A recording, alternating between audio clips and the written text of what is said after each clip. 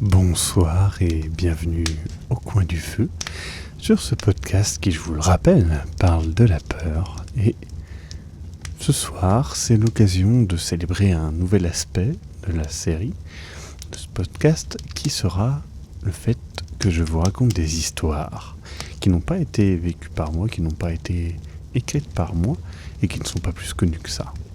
La plupart de ces histoires viendront de No Sleep. No Sleep, c'est une sous-partie du site Reddit où des gens viennent raconter des histoires horrifiantes et terrifiantes. Bien évidemment, toutes absolument vraies.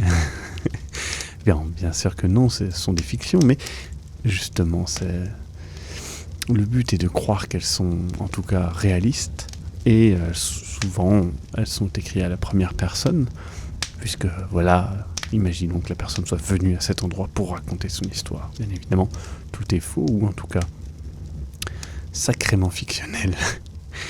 Et pourquoi je choisis ces histoires-là, c'est parce qu'on m'a demandé de lire des creepypastas.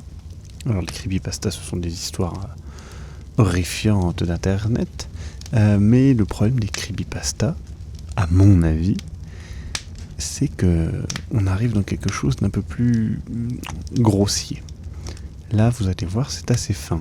L'horreur est plus proche du fantastique que de l'horreur pure. Mais je pense que vous aurez quand même un petit frisson ou deux. Et donc, j'ai choisi cette histoire pas parce qu'elle était connue, mais parce qu'elle m'a plu. Et ce sera pareil pour les suivantes. Je précise que celle-ci sera en une seule partie. Il est possible que d'autres soient en plusieurs parties, que je découperai donc en plusieurs émissions, que je sortirai assez rapidement.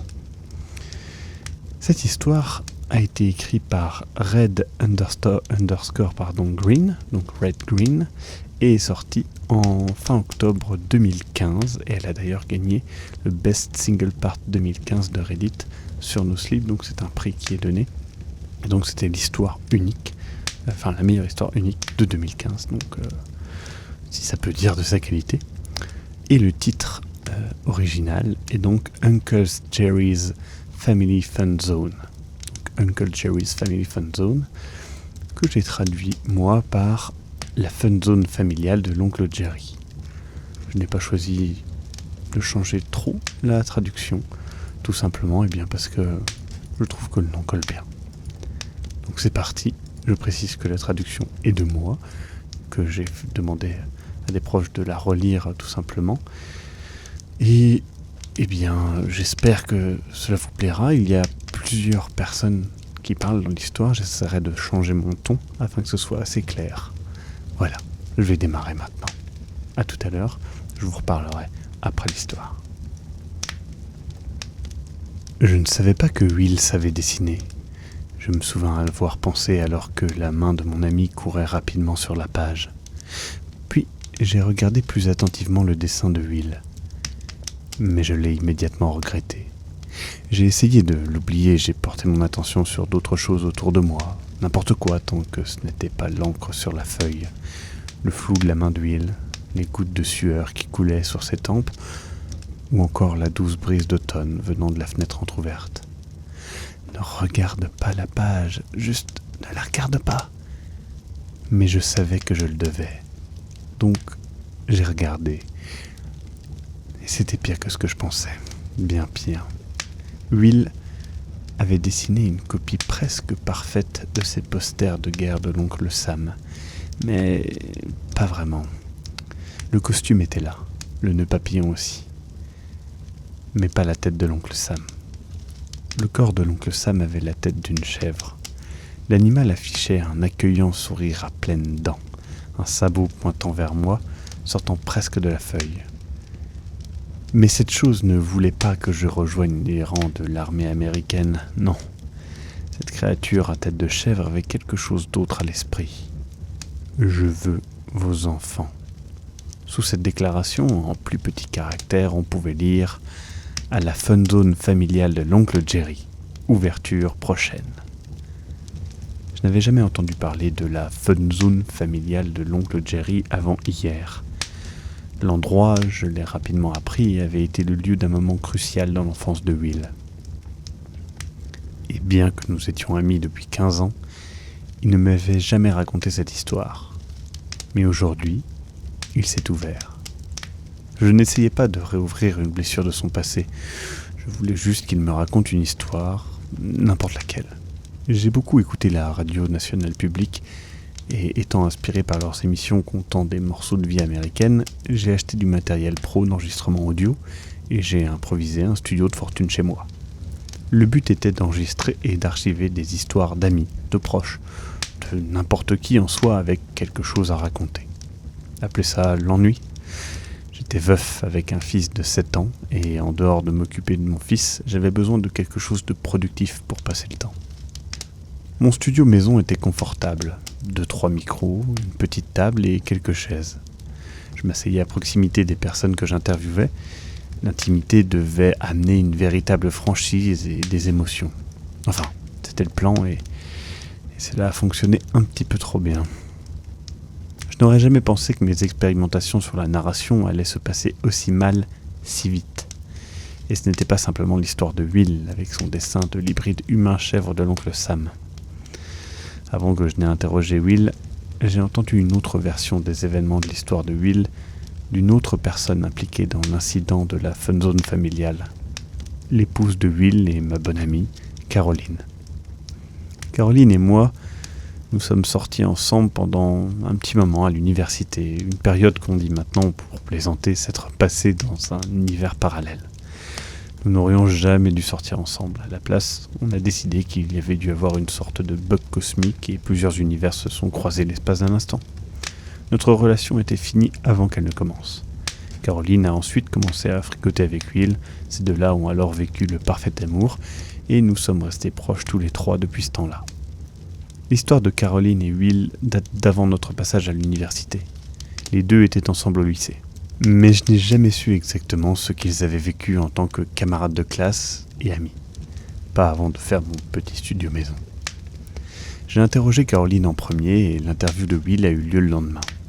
Mes deux amis m'ont demandé de ne pas dévoiler à l'autre leur confession et je n'avais de toute façon pas prévu de le faire. Les deux interviews furent longues et assez pénibles. Je vais juste retranscrire les parties intéressantes de leurs histoires, les morceaux sur nos relations et à propos de la fun zone familiale de l'oncle Jerry. Il est important que ces histoires soient partagées sous une forme ou une autre. Extrait de l'interview de Caroline. Alors, comment as-tu rencontré Will ? On est allés aux mêmes écoles en grandissant, mais on n'était pas amis ou quoi que ce soit dans le genre. Tu sais comment tu connais un peu tout le monde dans ta classe, mais la majorité des gens sont juste là. C'était comme ça pour Will, tout le temps là, mais pas vraiment. On était dans des cercles d'amis différents. Tu ne peux pas te souvenir du moment précis où vous vous êtes rencontrés pour la première fois ? Je peux pas, je me rappelle de la première interaction importante qu'on a eue quand même. Et j'écrivais pour le journal de l'école et... Oh mon Dieu, je m'en reviens pas d'avoir écrit pour ce journal alors que j'avais une rédaction totalement horrible. Bref, je cherchais des informations sur une histoire. C'était une légende dans notre village, quelque chose dont tous les enfants parlaient mais aucun ne pouvait vraiment prouver. Il y avait un truc dans le genre chez toi ? Je pense que oui, je devrais y réfléchir, mais oui, je suis sûr que oui. Ouais, donc tu vois de quoi je parle. Une de ces histoires à la « Oh, le garagiste d'un ami de mon frère avait vu, blablabla ». C'était assez connu pour ceux grandissant dans notre coin. Une sorte d'histoire pour faire peur aux enfants, pour qu'ils ne restent pas dehors tard la nuit à faire des choses irresponsables. C'était cet endroit appelé la fun zone familiale de l'oncle Jerry. Mon Dieu, j'avais pas pensé à cet endroit depuis des années. La fun zone familiale de l'oncle Jerry ? Rien que le dire à haute voix sonne si bizarre, hein ? Juste complètement et forcément inventé. Et quand on a grandi, la plupart d'entre nous le pensaient, car c'était une légende stupide et débile. Donc bien sûr, cela se devait d'avoir un nom ridicule. C'était quoi la légende ? Ça fait si longtemps. Mais de ce que je me souviens, c'était une sorte de zone de jeu pour enfants qui existait vers la fin des années 70 ou début 80. Personne ne pouvait être plus précis.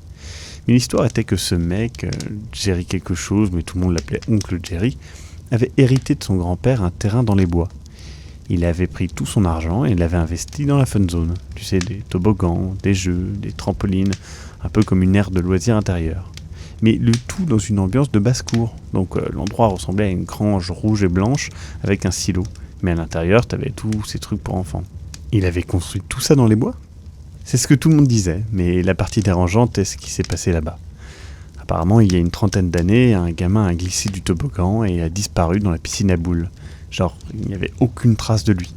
Je pense qu'il devait avoir 4 ans, 5 peut-être. Je me rappelle plus exactement. Bref, ils ont vidé la piscine à boules et tout. La seule chose au fond était une trappe. Dessous, un petit espace vide qui ne menait nulle part. C'était juste un cul-de-sac. Personne ne savait pourquoi c'était là, mais ouais, le gamin avait disparu, la ville fut choquée, Jerry fut ruiné et l'endroit a fermé. Et qu'est-ce qui s'est vraiment passé ? Tous les enfants du village y ont cru. L'histoire était qu'il y avait une sorte de portail infernal qui appelle les petits-enfants et qu'il fallait le nourrir. Genre, il avait avalé cet enfant et si qui que ce soit allait près de l'endroit, il t'avalerait aussi. N'explore pas trop loin de ta maison ou tu tomberas sur l'oncle Jerry et sa fun zone. Mais tu passais le collège et tu pensais que tout ça c'était des conneries. C'était des conneries ? Tu disais que tu écrivais un article là-dessus pour le journal et que tu as rencontré Will. Ouais, j'ai décidé d'écrire à propos de oncle Jerry et sa fun zone et Will en a entendu parler.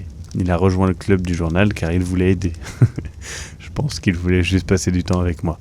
Mais il m'aidait avec mes recherches. On a parlé à des gens, regardé des vieux journaux, passé beaucoup de temps dans ces vieux rayonnages de bibliothèque. C'est là que Will m'a pris la main pour la première fois. Oh mon Dieu, on était tellement jeunes. Vous avez trouvé quelque chose ? Rien. Il n'y avait aucun registre de l'endroit. On a même parlé avec la police, ils n'avaient rien. Est-ce qu'ils savaient de quoi vous parliez ? Ah oui, tout le monde avait entendu parler de la fun zone. Et tout le monde était vraiment gentil et nous aidait, mais rien n'existait de tangible. Mon article n'avançait pas du tout, rien que des cul-de-sac. C'était ce que tu attendais ? Je sais pas ce que j'attendais. Je pensais juste que ce serait un article cool. Donc j'avais plein d'interviews de gens racontant des histoires et j'allais écrire une sorte d'article façon histoire racontée. Mais ensuite, mon Dieu, j'avais pas pensé à ça depuis des années. Will est venu me voir. Il a dit qu'il savait où était la fun zone. Il a dit qu'il avait des instructions pour y aller. Pour aller dans un endroit qui n'existe pas. Will a dit que ça existait. Que c'était dans les bois, au bout de routes qui n'étaient pas sur les cartes. Comment il avait eu ces instructions ? Ça fait si longtemps, je me rappelle pas honnêtement. Est-ce qu'elles sont tombées d'un vieux bouquin de la bibliothèque ? Ouais, je pense que c'est ça. Bref, il avait les instructions. Vous y êtes allé ? J'ai jamais raconté ça à qui que ce soit, à personne. Je peux pas croire que je raconte tout ça. Will et moi n'en avons jamais parlé depuis que ça s'est passé. Wow, vraiment ? T'es pas obligé de continuer, hein ? Non, c'est bon. C'est juste que... Non, sérieusement, Caroline, je n'essaye pas de te faire une analyse psy ou de détruire ton mariage en te faisant déterrer d'horribles souvenirs, hein. Ce n'est pas ce que j'essaye de... C'est bon, je veux que tu saches. Je veux que tu le saches. Ce n'était pas supposé être là. Cela ne devait simplement pas être là. Ce qui s'est passé, c'est que Will devait y aller en premier pour s'assurer que c'était sécurisé. Et je le retrouverai là-haut plus tard. Et je l'ai fait. J'ai suivi les instructions à la lettre, le long de ces routes de terre oubliées qui étaient de vraies routes autrefois. Tourne à droite au rocher de la taille d'une Volkswagen, avance de 3/4 de miles et prend à gauche au pain écroulé, ce genre de truc. Que des indications de paysage. Mais les indications étaient parfaites. J'ai conduit pendant ce qui m'a semblé être une éternité le long de cette route difficile, et ça s'est juste arrêté, nulle part où aller. Et là, il y avait Will, debout à côté de la route, près de sa voiture, les mains dans les poches. Et il avait ce regard dans ses yeux, il semblait différent. C'est presque comme si, après cette nuit, il y avait deux Will. Le premier avec qui j'avais bossé sur l'article, qui m'avait aidé dans les recherches et m'avait pris la main dans la bibliothèque. Il était si gentil, tellement timide, tendre, innocent. Mais après cette nuit, il avait changé pour toujours. Il ne m'a plus jamais regardé de la même manière. Et nous sommes mariés depuis 9 ans maintenant, et ensemble depuis la première année de l'université, donc 13 ans. Et il ne m'a jamais regardé comme il m'a regardé dans le sous-sol de la bibliothèque au lycée. C'était cette nuit dans la fun zone qu'il a changé, je le sais, c'était cette nuit. Caroline, est-ce que tu as déjà pensé à nous, genre, si notre univers parallèle avait vraiment croisé le vrai pour toujours, et qu'on était toujours ensemble ? Non, je n'y ai pas pensé. Écoute, je pense que je devrais arrêter l'enregistrement. S'il te plaît, non, c'est juste... Will et moi, 9 ans, pas d'enfant, pas de bébé, et il ne me regarde plus comme il devrait. Il est supposé me donner un enfant et on est supposé vivre cette histoire d'amour, mais quelque chose s'est mal passé et tout a démarré lors de cette nuit. Qu'est-ce qui s'est passé? Cette nuit-là, j'entends. Je me suis garé sur le bord de cette route de terre que personne n'avait probablement empruntée depuis des dizaines d'années. Et comme je l'ai dit, Will semblait différent. Je lui ai demandé s'il l'avait trouvé et il m'a dit que c'était là. La fun zone familiale de l'oncle Jerry était là. Will a pris 2 lampes torches dans sa voiture et il a suivi un chemin à travers des buissons. Ensuite, c'est apparu devant nous, logé entre les arbres. La grange, le silo, tout. C'était tellement étrange, comme si ça s'était matérialisé devant nous, si ça a un sens. Ouais, il faisait sombre, donc oui, je vois ce que tu veux dire. Et il y avait cette barrière avec des piquets autour de l'endroit. Et chaque planche était peinte soit en jaune, en vert ou en violet clair. Et cela semblait en meilleur état que ça aurait dû être. La peinture aurait dû être complètement retirée, ou peut-être que tout aurait dû s'écrouler, mais tout était en bon état. Vous êtes allé à l'intérieur? Je veux dire, on a parcouru tout ce chemin, tu vois. L'entrée principale était cette énorme double porte en bois, probablement 4-5 mètres de haut. Et au-dessus, il y avait le panneau « Fun Zone familiale de l'oncle Jerry », avec cette image d'un fermier cartoon avec un brin de paille qui pendait à la bouche. Et la pancarte avait été vandalisée, quelqu'un avait tagué des X sur les yeux du fermier et presque toutes les lettres avaient été gribouillées. Tout sauf fun, mais le F avait été transformé en R et un point d'exclamation avait été rajouté, donc on pouvait lire run, cours quoi. Donc on n'était pas les premières personnes venant ici. Et je me rappelle m'avoir demandé si ça me faisait me sentir mieux ou pire. Qui est rentré en premier? Will. Il a poussé la porte et cela a grincé tout du long. J'étais stressé que quelqu'un l'entende, mais on était au milieu de nulle part, tu vois, donc c'était un peu bête. Lui, il a levé sa lampe torche et a sauté en arrière sur moi. On faisait face à cette énorme statue de chèvre en fibre de verre. Ça devait facilement faire 2 mètres de haut. Et elle se tenait sur ses pattes arrière et tendait ses pattes en avant comme si elle faisait un câlin à quelque chose d'invisible. Je suppose que c'était là pour faire des photos, tu sais, tu te mets devant et on prend la photo. Et il y en avait partout. Qu'est-ce qu'il y avait partout? Les animaux de la ferme en fibre de verre. Chèvres, moutons, vaches, cochons, tous debout sur leurs pattes arrière avec leurs pattes avant tendues. Ils étaient éparpillés partout dans l'endroit, presque comme des soldats faisant le guet. La plupart d'entre eux étaient couverts avec une substance comme de la suie. J'ai passé ma main sur l'une des statues de moutons. La suie était épaisse d'un bon centimètre. Je me souviens de la sensation sur mes doigts, c'était humide, presque visqueux. Je sais franchement pas ce que c'était. Qu'est-ce qu'il y avait d'autre à l'intérieur? Des toboggans. Il y en avait partout. Des toboggans, des murs d'escalade, des ponts suspendus, un terrain de basket. On s'est faufilé un peu partout pendant je sais pas combien de temps sans arriver à croire que tout ça était vrai. Et tout était si sombre et tellement silencieux. On a tourné en rond plusieurs fois. C'était comme si on s'enfonçait de plus en plus et... je sais pas si ça a un sens, mais c'est comme si on avait marché plus qu'on aurait dû. Comme si l'endroit était plus grand à l'intérieur qu'il ne le semblait de l'extérieur. À un moment, je me souviens avoir regardé Will et avoir dit « c'est comme un labyrinthe ici ». Et pile à ce moment-là, on a failli renverser une pancarte indiquant « l'incroyable labyrinthe d'épis de maïs de l'oncle Jerry ». On était juste à l'entrée du labyrinthe, mais il n'était pas fait de maïs. Les murs étaient en bois, avec des épices de maïs peintes dessus. Et il n'y avait aucun moyen qu'on aille là-dedans, hein, pas une seule chance. Vous avez trouvé la piscine à boules? Oui. C'était en bas du plus grand toboggan de cet endroit, en plein centre de la grange. Et la piscine à boules était énorme, sans doute 12 mètres de largeur et 2 mètres de profondeur. Mais elle était vide, pas de balle en plastique. Rien qu'un énorme trou, et il y avait une échelle descendant à l'intérieur. Et d'où nous étions, on voyait la trappe. Will m'a regardé, et il a haussé les épaules en disant « c'est ce pourquoi on est là, non ?» On a descendu, et alors qu'on marchait vers la trappe, nos bruits de pas ont fait un écho. Mais c'était un genre différent d'écho, genre ça s'arrêtait rapidement, trop rapidement, presque comme si quelque chose aspirait le son. J'arrive pas à croire que vous ayez fait ça. Ouais, je suppose que c'était l'adrénaline. Nos lampes étaient dirigées vers la trappe, et il y avait un de ces gros cercles d'acier, pas de serrure. On l'a fixé pendant un moment, sans rien dire. Presque comme si nous nous attendions à le voir trembler ou s'ouvrir d'un coup. Mais on voulait savoir ce qu'il y avait à l'intérieur. On devait le savoir. Donc on a décidé d'y aller ensemble. On a pris l'anneau en métal avec nos mains et on l'a soulevé. Je pensais être accueilli par des ossements du gamin disparu, mais il n'y avait que l'odeur. C'était très froid et vif, et avec un petit relent de soufre.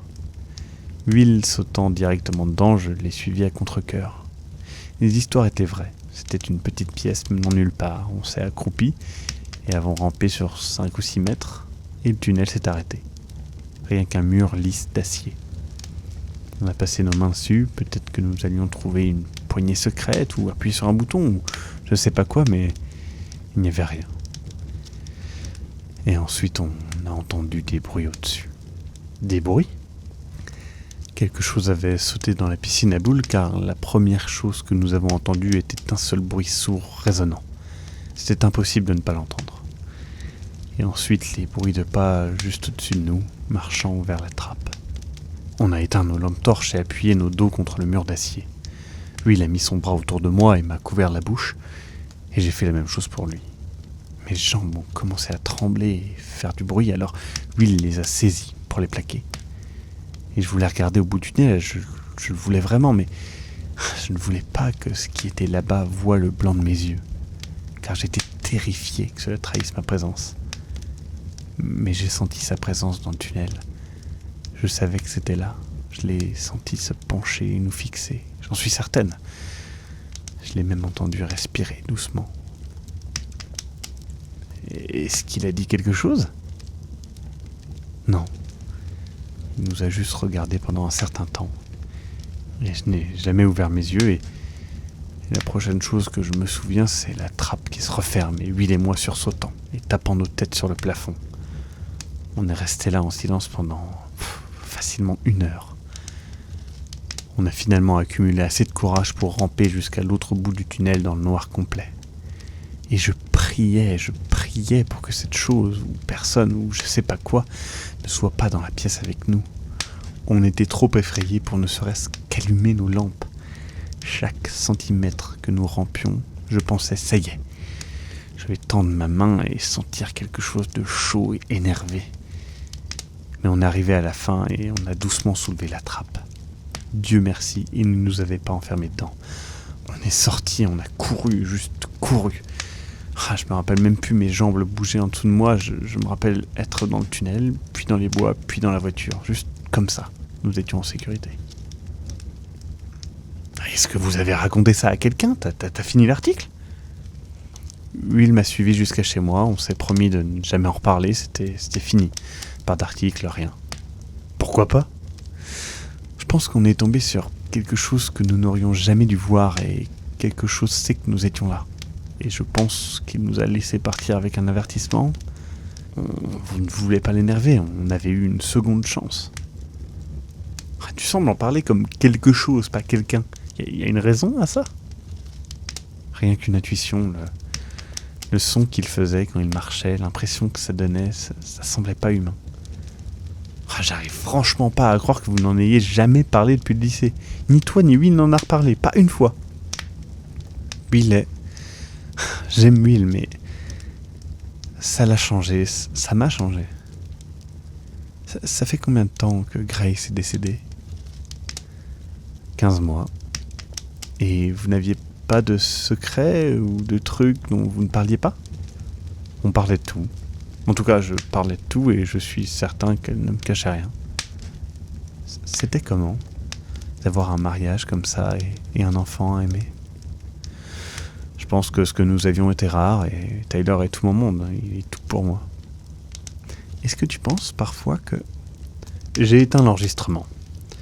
Caroline allait vers des pensées qui ne m'intéressaient pas et elle est partie peu de temps après, me faisant promettre de ne rien partager de tout cela avec Will. Je lui ai promis. À un moment, j'ai mis l'enregistrement numérique de son interview dans la corbeille de Windows et j'ai mis mon curseur sur le bouton vider la corbeille. mais je n'ai pas réussi à le faire. Je l'ai reporté dans un dossier sur mon bureau. Will est venu le jour suivant pour l'interview. Cela a commencé tranquillement. Les 20 premières minutes se sont concentrées sur ses années d'école primaire, son passage de joueur de baseball à l'université et son amour pour les films d'action des années 80. Rien de révélateur, rien de profond. Cela a rapidement changé. La direction de l'interview s'est orientée vers l'amour et le mariage. J'ai essayé d'éviter le sujet, mais il est venu tout seul. Will hésitait, réfléchissant. J'espérais qu'on passerait rapidement sur le sujet, mais il m'a regardé droit dans les yeux et a dit « Est-ce que t'as déjà entendu parler de la fun zone familiale de l'oncle Jerry ?» J'ai menti. Il lui dit que non, cela ne me disait rien. Il a pris une feuille de papier sur mon bureau et a dessiné le prospectus à la oncle Sam pour cette fun zone maudite. C'était là que commence cet extrait de l'interview. Extrait de l'interview de Will. J'étais assis en classe, je pense que c'était en espagnol, et j'ai regardé à côté de moi, et cette jolie fille rangée à côté de moi, en train de gribouiller furieusement dans son bouquin. Et elle dessine ça. Will me tend la feuille de papier. Je peux pas l'expliquer, mais j'étais comme attiré par ce dessin. Il y avait quelque chose à propos de ce dessin, donc j'ai arrêté la fille après le cours et je lui ai demandé c'est quoi la fun zone familiale de l'oncle Jerry, parce que j'avais jamais entendu parler de cet endroit. C'était un endroit en ville ? C'est ça le truc. Apparemment, c'était une zone de jeu pour enfants dans les années 70 et un petit gamin s'est noyé dans une piscine à boules, si j'ai bien compris. Caroline m'a raconté toute l'histoire, me disant que c'était une fameuse légende de notre ville et qu'elle écrivait un article de journal dessus. Mais je n'en avais jamais entendu parler. J'ai demandé à tous mes amis, mes parents, mes profs, et j'ai toujours eu la même réponse « De quoi tu parles ?» Et forcément, ça m'a rendu encore plus curieux. Est-ce que cette jolie nana se foutait de moi, ou est-ce qu'elle avait une trop grande imagination ? Parce que, selon Caroline, cette légende était aussi connue que Bigfoot ou le monstre du Loch Ness. Tu es sûr que tu parlais aux bonnes personnes ? Google-le ! Tu ne trouveras absolument rien sur la fun zone familiale de l'oncle Jerry. Et si une légende est si connue, est-ce qu'il ne devrait pas y avoir une trace sur internet de nos jours ? Rien du tout, aucun résultat. C'est assez peu crédible. Et à l'époque, c'était pas juste les gens que je connaissais. J'ai rejoint le club du journal de l'école, principalement pour cette fascination incroyable pour cette fille et pourquoi elle était obsédée avec cette légende qui n'existe pas. Et nous avons interviewé des dizaines de personnes pour l'article, des historiens, des flics, des bibliothécaires, et on a reçu pas mal de regards étranges. Personne n'avait jamais entendu parler de la fun zone. Ce qui n'a fait que me rendre encore plus curieux. Vous vous êtes mis ensemble ? Je sais que vous avez commencé à être ensemble à l'université. Je ne savais pas que vous aviez déjà une histoire. Pas vraiment. Je veux dire, presque. Caroline avait cet effet sur moi qui est dur à expliquer. On passait beaucoup de temps ensemble. Elle était superbe et drôle et motivée, mais tellement motivée d'en apprendre plus sur cet endroit. Et j'aimais ça. Même si je pensais qu'elle était peut-être un peu folle, j'aimais ça. Mais elle n'était pas folle. Donc c'était vrai. Voilà le truc. On n'avait aucun indice, ni piste, et j'espérais simplement qu'elle abandonne, tu sais, qu'elle lâche l'affaire et qu'on puisse sortir ensemble et faire des trucs d'ados normaux, quoi. Mais une nuit, et merde, j'ai pas pensé à ça depuis 1000 ans, j'étais en pleine nuit de bachotage pour une interro, et je vois ce vieil homme marcher dans la rue, juste en train de marcher, sans but. Et il semblait avoir genre 200 ans. Et il s'est arrêté devant ma maison, a cherché dans sa veste, a sorti quelque chose et l'a mis dans ma boîte aux lettres. Et j'étais genre, qu'est-ce que c'est que ça ? Je me suis levé et d'un coup, il m'a regardé directement. C'était étrange, vraiment dérangeant. Alors j'ai sauté sur le sol et je n'avais pas les couilles de regarder dehors pour au moins 10 minutes. Et à ce moment-là, il était déjà parti. Qu'est-ce qu'il avait mis dans la boîte aux lettres ? J'ai découvert le lendemain matin, c'était des instructions griffonnées sur une nappe. Des directions super cheloues, genre descends cette route de terre et cherche le plus grand arbre et tourne à droite, tu vois. J'ai tout de suite compris que cela avait un rapport avec la fun zone, c'était certain. Tu l'as dit à Caroline ? Voilà le truc, et ça va te sembler horrible.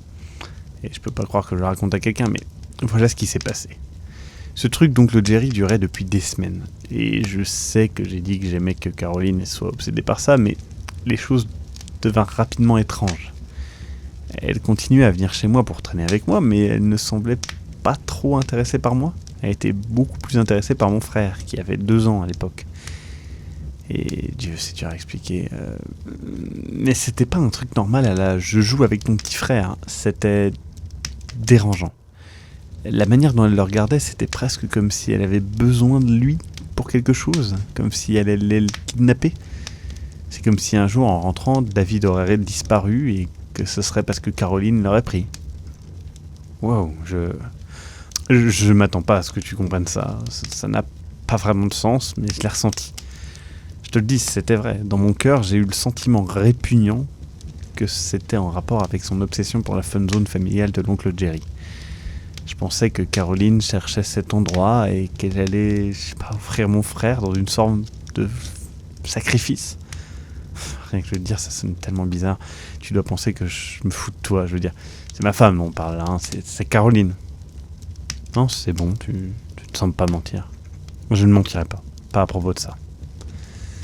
Tu l'as déjà raconté à quelqu'un ? Non. Non, il penserait probablement que je suis celui qui est fou. Tout ce truc était complètement fou, mais je devais savoir ce qu'elle préparait, donc voilà ce que j'ai fait. J'ai dit à Caroline que j'avais trouvé des instructions pour se rendre à la fun zone.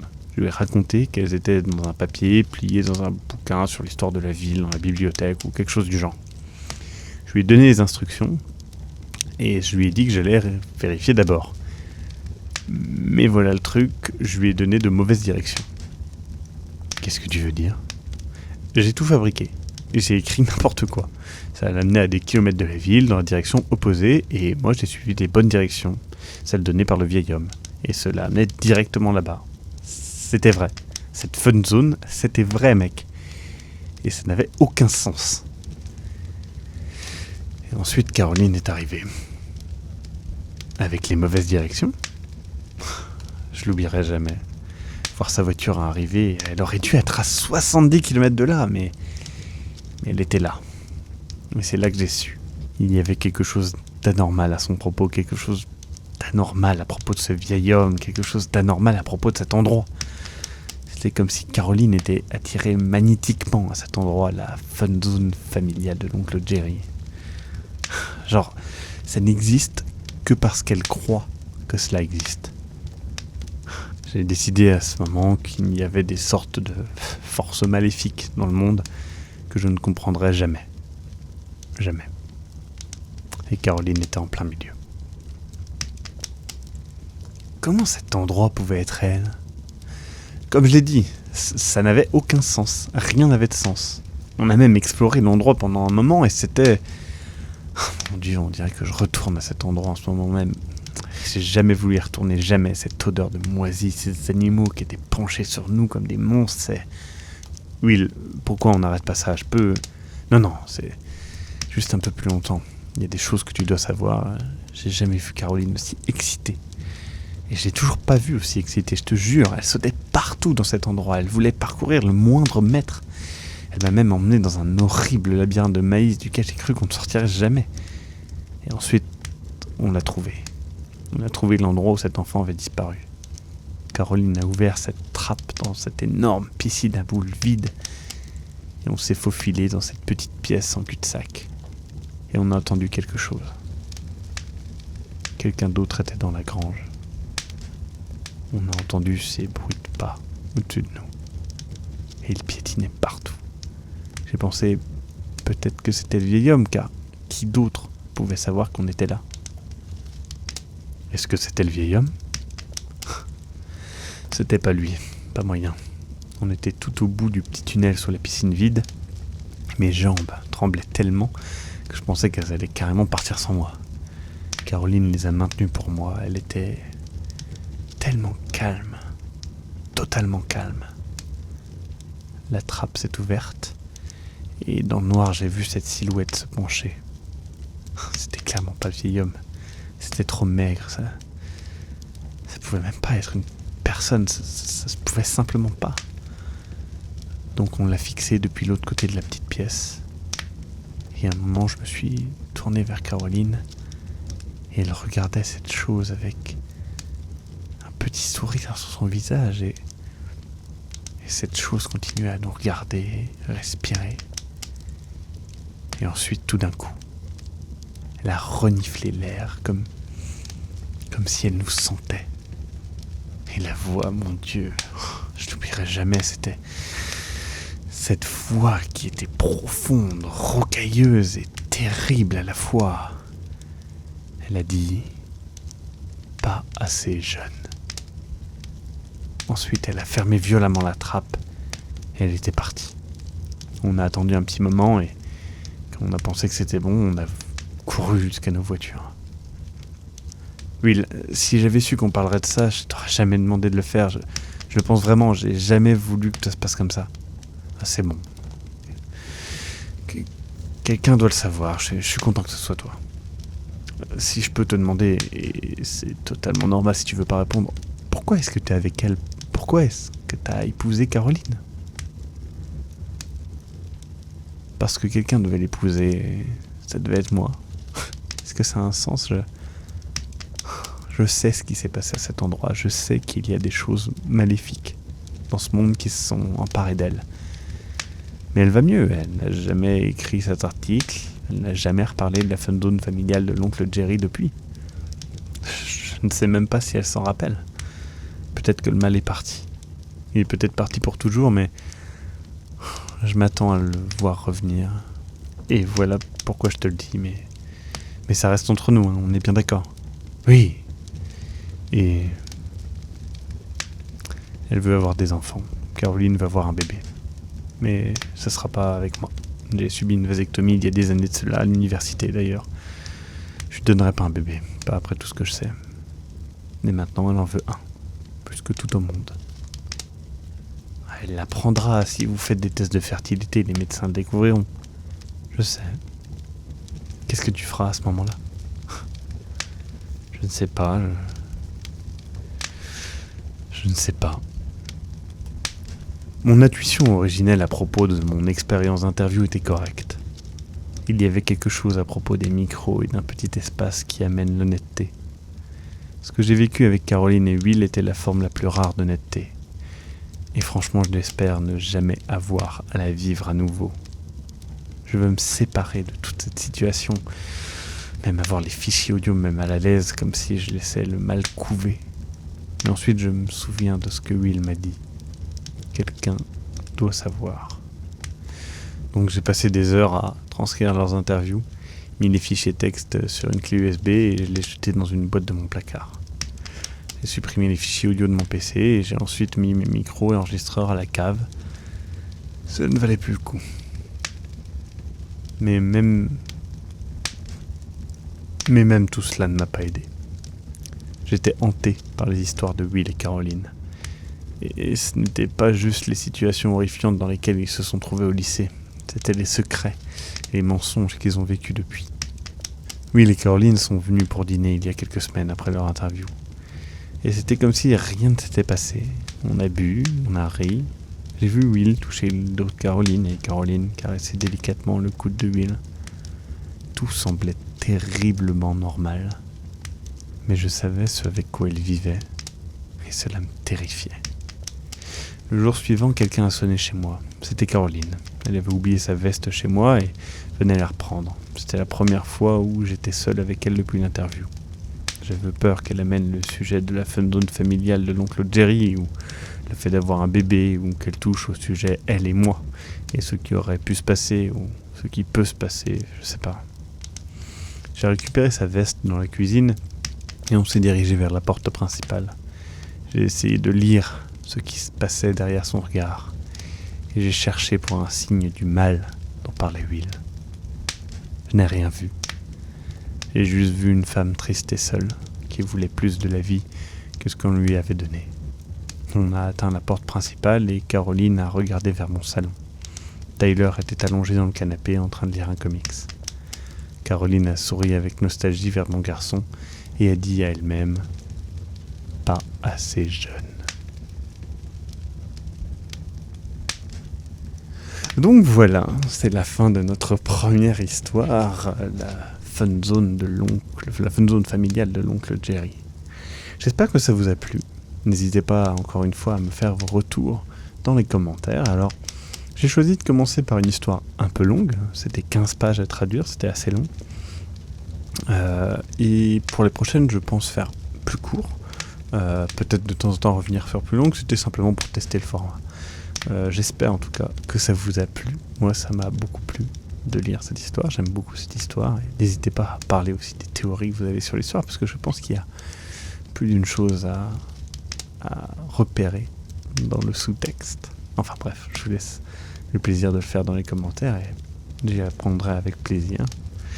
Et j'espère en tout cas que ce genre d'émission vous plaira. Je pense en faire plus régulièrement des histoires comme ceci.